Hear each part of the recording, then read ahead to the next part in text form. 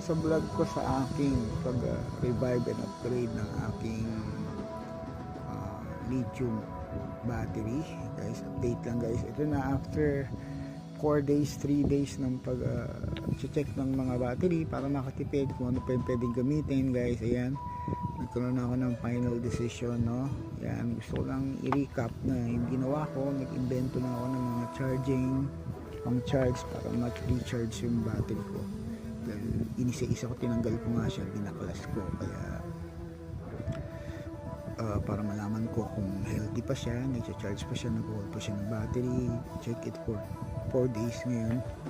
Nung nag-start ako, yan, may dami ko nasirang mga actually, naghanap ako ng mga ng pang-charge na 5 volts. 5 volts kasi yung ginagamit ko pang-charge yan guys. Yun, nakasira ako ng dalawang lumang charger. Ito, isa to, tsaka yan, yan, mga hack ko yan, mga ni-revive ko para maging charger. So ayan, at ito na yung pinaka-last, yun, 5 volts. So ito yung gumagana ngayon. Ito pang charge ko yan, 5 volts din siya. Yan, luma din yan, 2 amperes, no?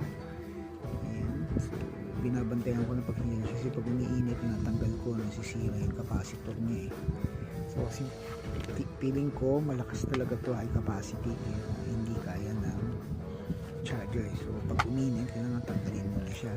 So ang chinecheck ko lang naman guys, nagcha-charge pa to, nag-hold ng charge for a midday. So ito mga to, chinecheck ko kagabi, so ngayon talagang maintain nila yung 3.2.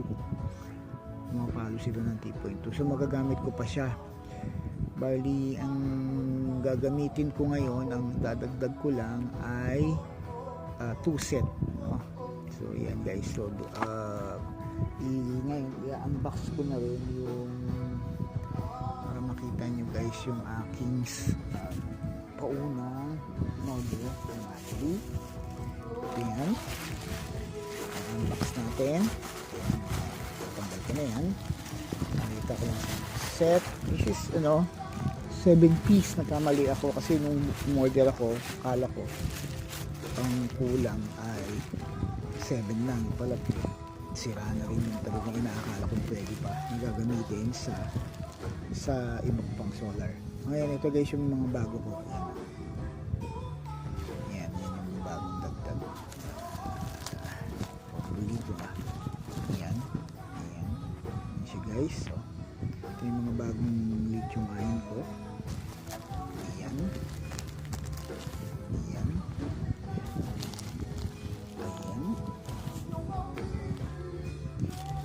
lahat bago siya. 1, 2, 3, 4, 5, 6, 7. So may hinahantay pa ako isang order at saka yung holder. Bali kasi ang upgrade ko mga caps is holder 1, 2, 4, 6, 7. So isa pa order ng ganito na reserve ako na yon. Pero i-upgrade ko na rin to. Dadagdag na ako ng 8x4 another layer. So unti-unti na lang para pag na kompleto ko, isasalpa ko lang sa mabuko. Ayan ito guys.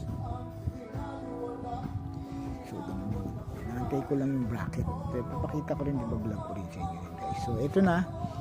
So buo na yung aking malapit ang buo. 1% na lang na buo siya. Naantay ko na lang yung bracket na 2P na 16 pieces. So order pa ako ng 60 kasi I need 32 pieces kasi 32 pieces lahat yan ng aking setup. So guys, mura lang to dahil yung app bali ano to 1, 2, 3, 4 apat na battery. Kung tutusin ang apat na battery, I don't know the exact pH pero mura na siya for like nasus ko lang ay nasa 3 plus kasi kasama na yung BMS board guys. So, BMS at saka yung bracket kasama na almost 4, kaya mura na siya kasi malakas na yung battery, medyo high capacity. Okay guys, hanggang dito na lang guys. Update ko kayo sa ibang bracket. Okay, thank you.